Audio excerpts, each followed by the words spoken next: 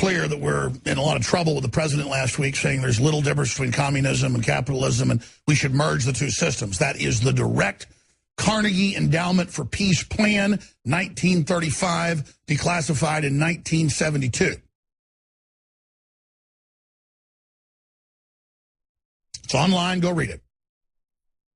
And it is the General Plan for Complete and Total Disarmament and a, quote, peaceful world, 1962, State Department Memorandum 7277.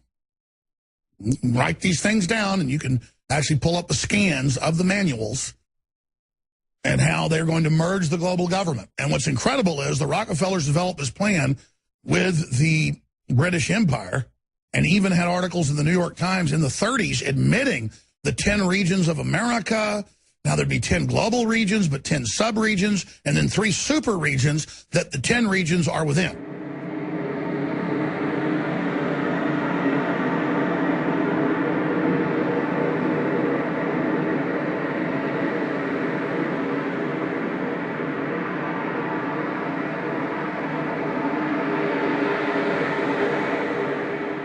And then you read Revelation and it has that exact setup, and you go, wow, did they get it from Revelations? Or are they so cocky they don't even know they're fulfilling it? All I know is, wow, we're living in a fantastic universe, aren't we? And so we sit up here and we try to warn people since the days of Barry Goldwater, and the public can't understand it or figure it out. Joseph McCarthy is one of the most reviled and demonized people ever, but more than a decade ago, the Russians released their files on their KGB and other spies in the United States, and it turns out that it was worse than McCarthy said, and it was exactly what he said, that the Pentagon had internal fights over it, but from the highest levels through the foundations that are above government.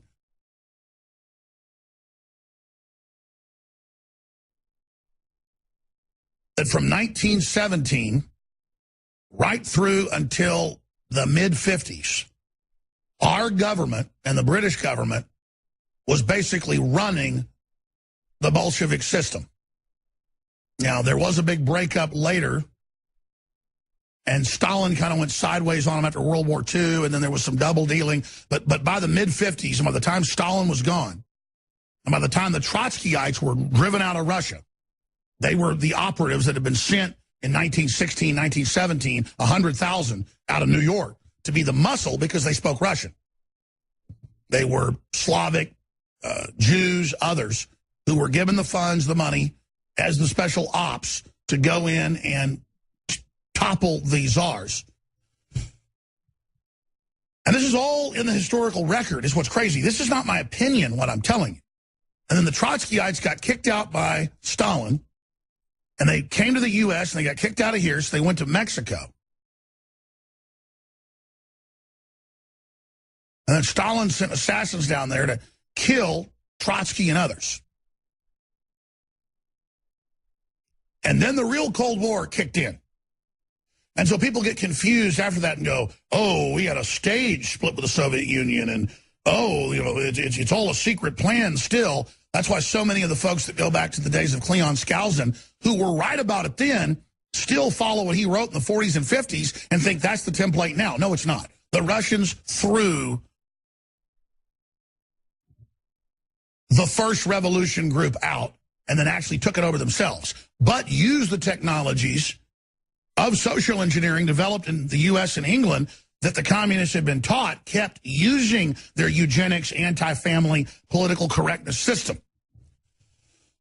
They thought, well, it'll still work if we just kick these foreigners out and then we'll do it ourselves. And then they did it and the whole country fell apart.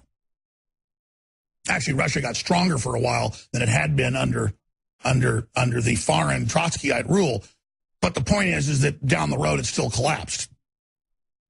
This is a very sophisticated world.